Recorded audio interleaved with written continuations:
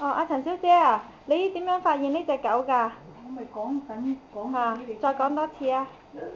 嚇。我買狗糧嗰次喺個車站落車，咁見佢喺垃圾房度執嘢食，咁我餵佢食，咁佢食咗咧就走啦。咁我見佢嗰陣時已經有啲乳房咧，即係有 BB 㗎啦。咁再餵咗佢幾日，咁啊跟蹤佢原來喺個車房出入。咁我去車房睇，見到佢有幾隻狗仔走出嚟，好痕㗎。咁我再餵佢，餵一排又連幾隻狗仔都唔見埋，有4隻狗仔都唔見埋。唔見埋咧，再過一排又唔見。幾耐以前嘅事啊？舊年年尾啦。哦，舊年年尾。咁又唔見埋，佢都唔見咗一排咯。後尾再見係跛咗隻腳，得翻3隻腳。哦，得翻3隻腳。係啦。我咪再餵佢，咁收尾見到唔知有啲狗公想騎佢。再生。咁我咁啱嗰度見到呢張咁嘅嘢啊，係。到個凳咁樣啫嘛。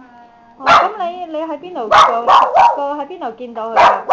即係邊度餵開佢㗎？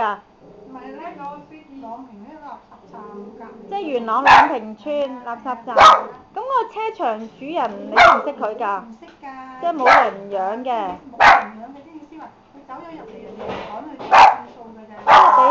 咁就係你餵開佢嘅。我唔係餵開佢嘅，係嗰次8月先嚟呢個禮平都唔知有啲狗。哦。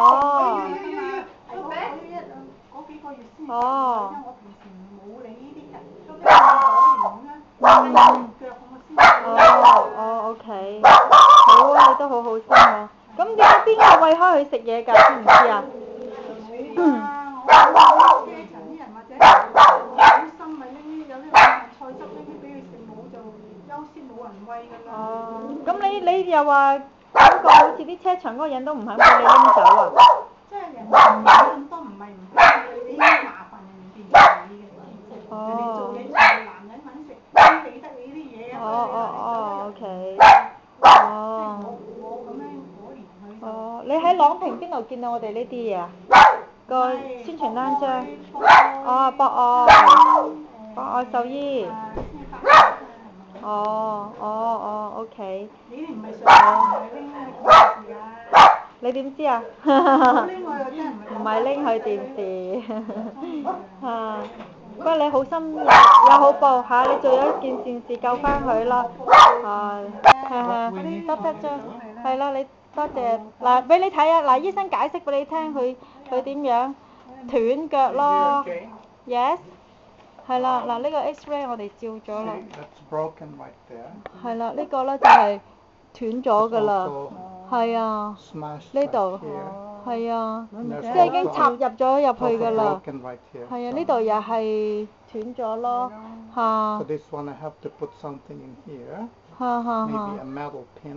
即係要插支針落去。嚇。同埋要揾鐵絲網翹住佢咯。